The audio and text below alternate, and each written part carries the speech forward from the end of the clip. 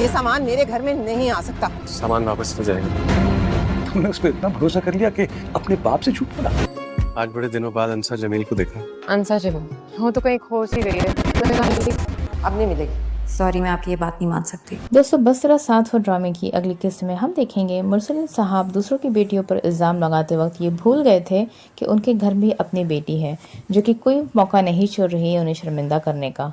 यहाँ मुरसलीन साहब ने शरीन को जब फहाम के साथ देखा गाड़ी में, उन्होंने उसे कॉल किया और उससे पूछा कि तुम कहाँ हो, जिस पर शरीन ने उस पर उनसे झूठ कहा कि अब मैं कॉलेज में हूँ अपनी सहेलियों के साथ।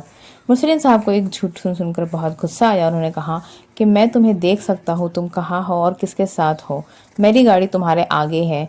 ये बात सुनते ही शरीन घबरा जाती है। वो फ़ौरन घर पहुँचती है। मुरसलीन साहब भी घर पहुँचकर शाज़िया बेगम को सारी हकीकत बताते हैं कि शरीन क्या कर रही है, उनके नाक के नीचे वो किससे मिलने जाती है, झूठ बोला उसने और फिर भी वो फहाम से मिल रही है।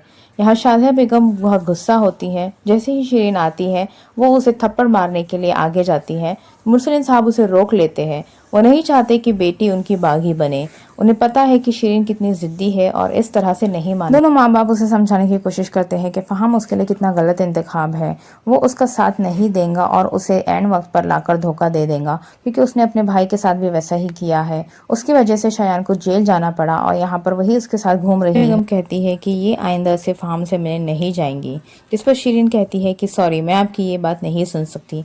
बेटी की जुबान से बगावत के ये लफ्ज़ सुनकर ही शाज़िया बेगम के पैरों तले ज़मीन निकल जाती है।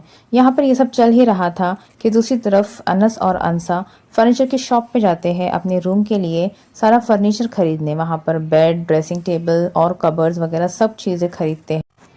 अंसा को दुकानदार के साथ भाव तोल करके देखकर अनस कहता है कि अंसा जमील वापस आ गई है, जिस पर अंसा कहती है अंसा जमील, वो तो कहीं खो गई थी, तुम्हें कहाँ मिली।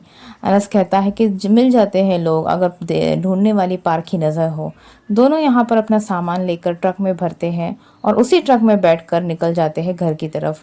रास्ते में अपना खाना भी उसी टेबल पर बैठकर खाते हैं। जब घर पहुँचते हैं सामान उतारने लगते हैं। इस शोरगुल की आवाज़ सुनकर मुरसलीन साहब और शाज़िया बेगम खिड़की से देखते हैं कि ये क्या चल रहा है। दोनों ने देखा कि यहाँ पर तो नया सामान आ रहा है फर्नीचर का और साथ में अनस और अंसा भी है। शाज़िया बेगम और शरीन दोनों फौरन आ जाते हैं नीचे इन दोनों को रोकने के लिए। दोनों का रास्ता रोककर कहते हैं कि रुक जाओ, यहाँ पर ये सारी चीज़ें मेरे घर में नहीं आएंगी, मैं इसकी इजाज़त नहीं देती हूँ। इस पर अनस कहता है कि सामान तो वापस नहीं जाएगा ताई जी, ये तो हमने खरीद लिया है और ये अंदर आकर रहेगा। शाज़िया बेगम अनस से ये जवाब सुनकर दंग रह जाती है कि जिस लड़के के मुंह में जुबान नहीं थी आज वो मुझसे बगावत कर रहा है। दोनों अंदर चली जाती है। शाज़िया बेगम रोना पीटना शुरू कर देती है कि एक तरफ बेटी है जो बागी बनी बैठी है, एक तरफ ये अनस और अंसा है जो सुनने का नाम नहीं ले रहे। वहाँ अगर मेरे घर पे क्या चल